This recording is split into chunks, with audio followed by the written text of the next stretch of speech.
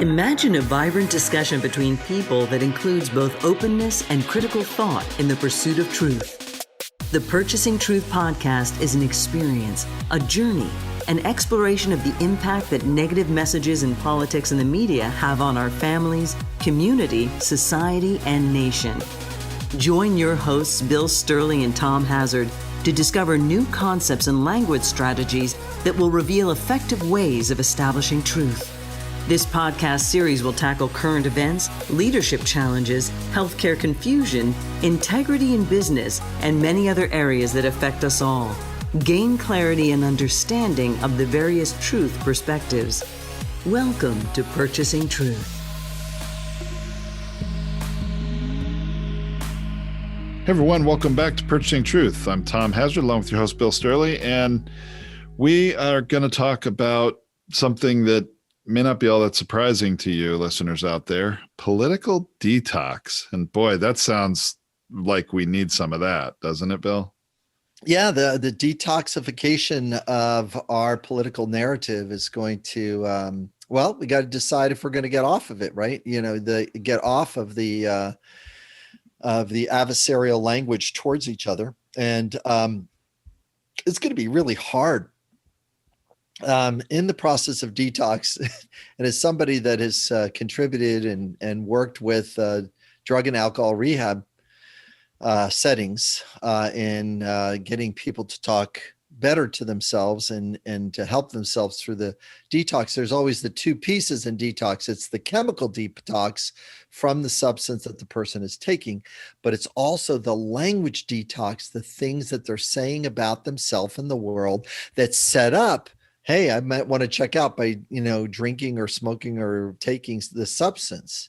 So there's this relationship, and even gambling has a detox element to it. And there's no chemical involved from the outside. It's the experience of being in the casino and the ringing of the bells and the oxygenated rooms and the temperature and the endless drinking and the whatever is all about the process of making the environment one that you cannot leave and not get out of. Because can you imagine that a casino, a 24-hour casino, has no need to have a lock on the door?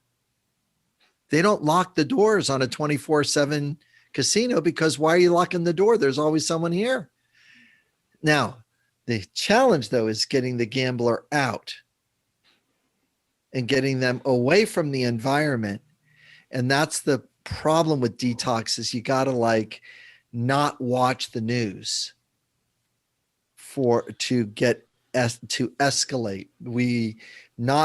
But that's not exactly it. Not watch the opinion shows, because in the opinion shows, the person is already selling you on the point of view. They're just trying to hit the buttons to get your adrenaline and cortisol and get you engaged. They're not interested in your well-being. I mean, once in a while the gambler wins something, but really it's really there for the house to win and the building to support their bills. It's not there for the gambler to, hit the winning thing. It's just not. So so Tom, you've experienced, and you're telling me that you've had some things in regards to the detox experience. It's a little bit of this delusionment, or what is it like? And I think you read an article from the Atlantic or something about, you were sharing with me about that. Yeah, it's very interesting. It's talking about the coming Republican amnesia. That's the title of the article in the Atlantic. And I've got the link for everybody in the blog post at purchasingtruth.com. It's very interesting. They're talking about basically, how's the GOP going to recover from the Trump era? And basically what they're saying is they're going to say, pretend it never happened. They're going to have amnesia. And I didn't drink last night. I wasn't at the bar. I was at gambling. Right. And another way they sort of frame it that's amusing is they said it's going to be just like, it'll be like that boyfriend you should have never dated, the mistake that shall not be mentioned. right? I mean, it kind of sounds a little bit Harry Potter to me. It's like Voldemort, he who shall not be named, right? And the because this is a communication show, it's that Republicans have their people not to talk about. If I want to not talk about somebody, it might be Strom Thurmond, from the past, or other people that have made and said, this is my political viewpoint, and I'm going to start a brand new party called the Dixiecrats, and I'm going to, head in this direction because there's enough people with me. But they're not reading the signs of change. All they're doing is reconfirming or re-energizing their bias. When you wake up a sleeping bias is what Trump did. When you wake up the sleeping bias of racism and the sleeping bias of entitlement by calling other people entitled, then you get to be entitled, because that's the reverse entitlement that you and I have done a show on. It's these people of these people, the communication to engage and enrolled has went over the line of what is healthy for a functional collaborative union, a United States of America. It went over the line. And so it's very, very unsettling that we're literally saying, well, let's not talk about, I don't want to talk about so-and-so because that person did X, Y, Z. Well, and it's interesting, Bill, you even saw, and I did a little bit too, on Inauguration Day. I not only watched the inauguration, but you actually took it to another level, impressively, in my opinion, to watch it on Fox News to see how they were talking about it. I did. I was so interested in the communication pattern about, how are they going to language this? Is it going to be, kind of like that 10 volatility piece, or that one, peaceful kind of supportive acceptance piece? What are they going to do? How are they going to handle it? Are they going to reinforce the messages that they've reinforced in the past, or are they going to kind of look for some new bait to chew on? And that's what winds up happening is that we're looking for an angle that our listeners will want us to amplify, to adjust the perception. So as soon as and our languages are very frail here. So as soon as Joe Biden says, I am going to be the president for all Americans, that gives Karl Rove a chance to say, well, I'm not sure if he can do it for all Americans. And then I don't think he's going to do it for me because he's going to tax me more and he's going to take my money and spend it over there. And immediately that whole narrative is a very 12-year-old narrative. It's not fair that. And in collaboration, by the way, Tom, you and I know this one to be true. In collaboration, you don't get everything you want in collaboration. Well, and cooperation or negotiation, compromise, right. That very nature of that means, look, we're going to see what you want, what I want, and see if we can meet somewhere in the middle. You may not get everything you want. I may not get everything I want, but let's see what we can agree on. Sure. But very interesting how Karl Rove very astutely, or maybe I should say very intentionally, he picked on the one word, all, that's an absolute, and really he picked that off and made a partial truth out of it. That's right.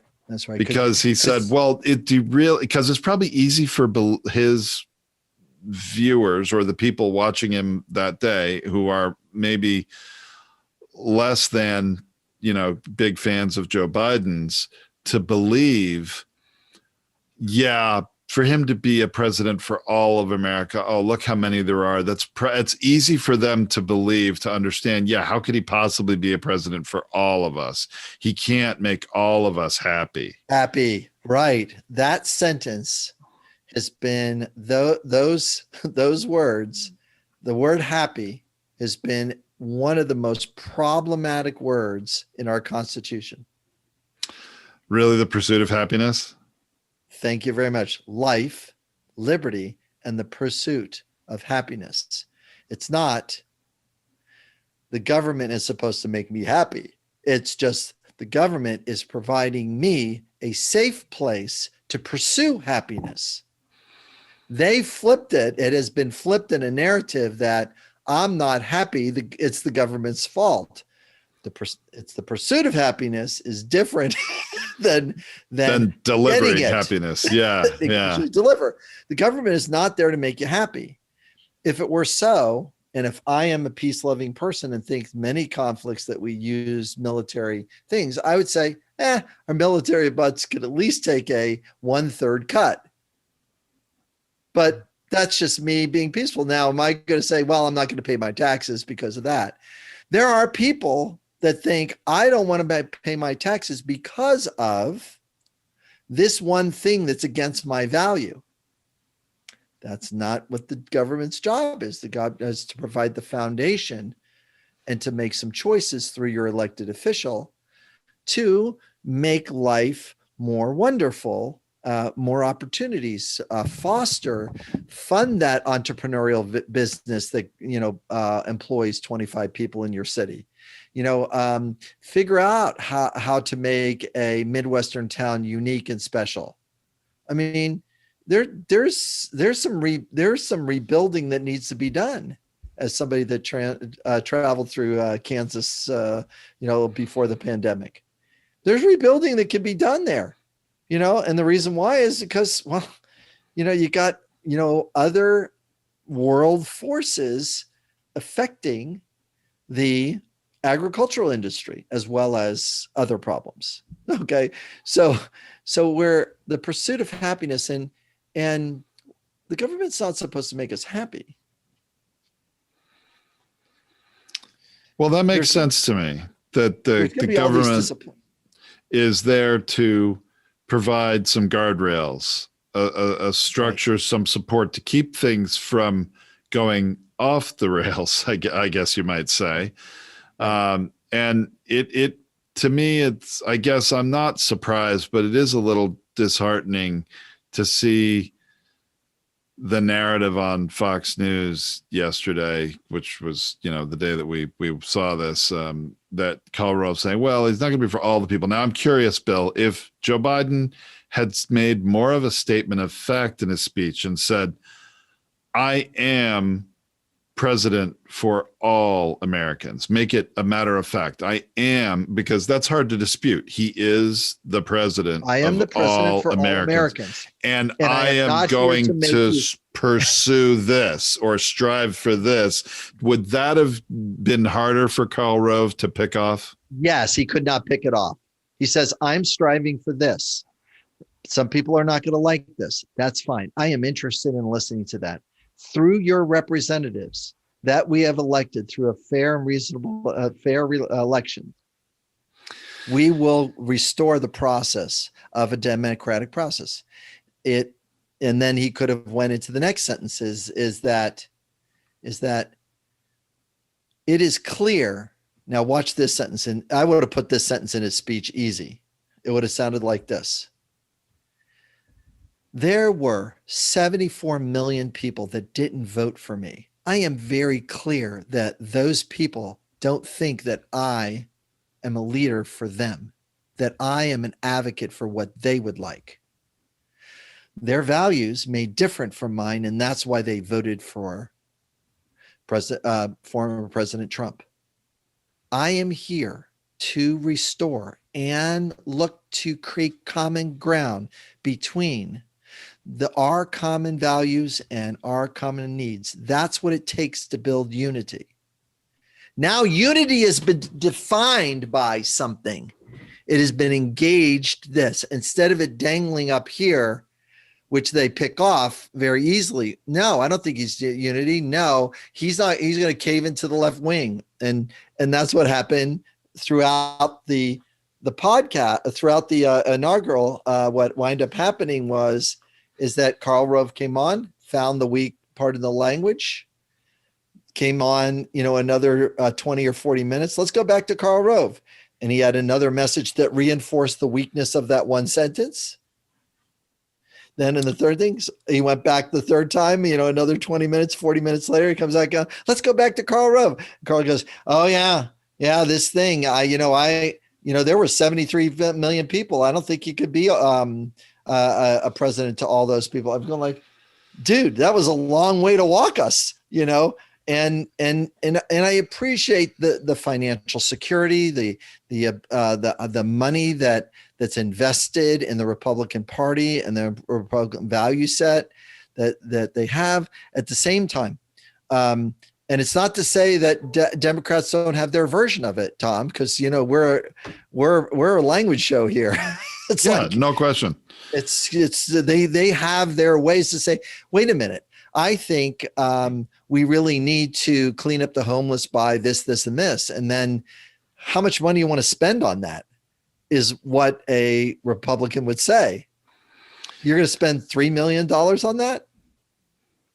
I don't think you want to spend $3 million on that. That doesn't seem like good money. But there's other things that are, and they're considered, is it a humanitarian thing? Is it a financial thing? And this is why we need to return and get back to the possibility and start on the path of political detox with our language. We've got to start detoxing our language. I really appreciate that, Bill. I think there's another really important example that we need to mention here today. And I'm going to make two different observations, I guess. One of them is been written about, I think you and I both read it, that in the days, and it's amazing, we're still counting this in terms of days and not months, and maybe it's been a little more than a week, but I don't think it's been weeks yet since former President Trump was suspended from Twitter.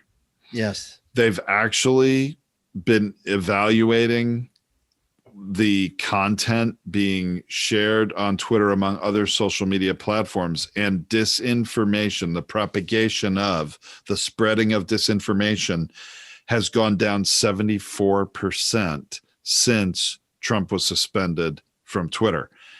That is shocking, illuminating to say the least. But when you think about it, actually makes some sense, because what do you have, 85 million or so followers on Twitter? And if he's not retweeting this fringe conspiracy theory and that, questionably, message with questionable truth, it's not getting propagated as much. There's not as many people receiving it. That's correct. It's kind of talk about detox. It's lowering the temperature on social media. The other thing sort of that goes hand in hand with this, I think is very interesting, is yesterday, January 20th, the day of the inauguration, President Biden's new press secretary held the first White House press briefing under the new administration. And it was decidedly boring. It was so normal and just trying to be communicating some transparency and what's happening, and that it was really civil and not controversial, to the point where it was like, it was a yawn. But that's probably why somebody like a Karl Rove is going to continue to be on media outlets like Fox News and trying to make something, make a lot of noise about something that was truly a message of reaching out to the other side. Doing what Biden has said that he's going to try and do, is be bipartisan, work across, consider everybody's needs, desires, and all that. And Karl Rove just took it and sort of peed on it. If I could label it, admittedly, if I could label it. Very good. Yeah, you just did label it. Yeah, very, very good. Yeah, it's great. Great. See, you stick the metaphor. The language that's used is very incremental. There's a step-by-step process. I'm acknowledging what's happening. Yeah, it's really good. Biden's here. He won. Super. So his language is very reasonable at the beginning. Then as time goes by And as they look for, and because our language is really frail here, is that as soon as they look for something that's a globalized statement that's not backed up with something specific, it's okay to make a global sentence, just so that you're specific about what it is. Like, let me do something really simple here. It's like your kid brings you a drawing. They just drew this, and you look at it and you said, "That's wonderful. You're one of the best artists ever." And the kid sort of smiles and then walks away. Now, the reason why the kid is sort of smiling is it wasn't specific. But if you say, "This is a wonderful drawing. I really like how you combination of the use of yellow and red here, because it reminds me of sunset." And that's showing some really good skill there. The kid's not now walking away going, "Oh, I think that was just a praise and somebody's gaslighting me." But they can see that there's a specific thing. So when we look at the 17 things that Biden signed, the executive orders, those things, Sure. and we can get into this, in a future episode, but this is the way the messaging goes. It's he is undoing what the good America great again things. He's replacing it with, here comes Obama era, things. Remember how we used to talk and hate about Obama for 8 years? Yeah, we're bringing all that and we're going to just tack it on to Joe. Why? How could they not? He was the vice president. So he's an easy pin to go like, yeah, we hated that guy because he was a Muslim and he was born in a foreign country. Notice that. Oh, that's all going to come back, I'm sure. It's all going to swirl as an opportunity. And so it gives an opportunity to take these small messages, these former branding points that were able to stick and get traction in the past. Now, if we take a look at the 17, as soon as it said he's going to rescind the XL pipeline, I saw that too. Rescind the I guess approval of the permit. the XL pipeline, yeah, the permit. So I went, huh? I go, you know what? I don't know enough about that to see if it's a good thing or a bad thing, something I'm in agreement with or not agreement. But the other ones, it's more in alignment with my beliefs or my biases or my experience of, the things that I've read and things that I've researched those are going to be, some of those things are on the good side of it. I think the biggest takeaway that we can take away from the Trump presidency, again, to remember for all of you business people out there, for all of you people in the political thing, is how essential it is to create a brand, a market strategy, and a sales narrative in order to get engagement to take place. But that's got to be associated with something that is good for America, not necessarily good for an American, one individual. This is good for America. This is not good for an American, because you might have to pay more taxes. You might have to do this. You might have to do some regulation you don't like. Or you might lose a job in the oil industry, but Perfect. We're going to create a new job for you over here in renewable energy, type of thing. I mean, you can acknowledge the individual pain. Right. Yep. And even for when we get to the medical stuff in the future, because the medical stuff's going to come back like a fire truck, right? So the medical stuff's got to come back because we've got to stop a pandemic, and then you've got millions of people with existing conditions that the insurance companies don't want to pay, and quite frankly, it's going to cream the rest of the system unless we have some kind of way that if you've got COVID, the government plan's going to cover you. Of course. And that lives up to the first sentence: life, liberty, and the pursuit of happiness. Hey, those things didn't work so well because we didn't protect you. We didn't protect your life. We didn't present you the opportunity to have a liberty. And, you know, and the pursuit of happiness is up to you in your current condition, however you are. Very interesting, Bill. Boy, I'll tell you, it's going to be interesting to see how I think there's a certain amount of natural political detox that is starting to take place and will take place. But how much are some people going to try to, you know, who are going to try to forget the past? They're going to have a self-inflicted amnesia. My son isn't drinking. My daughter never drank before. My husband doesn't drink anymore. It couldn't have been him. No, I know. I divorced him. It really doesn't matter all that much to me. Oh no. We've got to really, really watch this detox process, because basically in the deep, and it's not Tom, it is not fun to watch when a person is shaking like this and their body's going through detox. Yeah. That's what's happening in the nation. See my hands like there? I've been on 3 phone calls since yesterday and people are like this.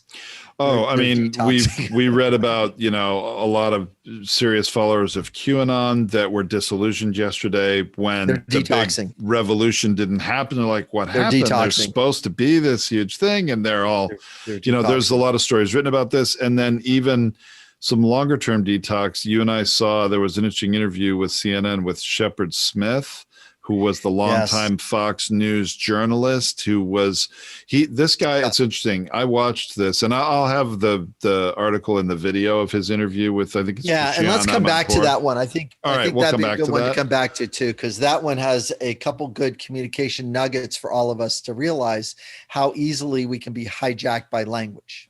All right, that's a good one. Yeah, he talks about why he left Fox News, and there are really good lessons in that, in illuminating the difference between opinion and news.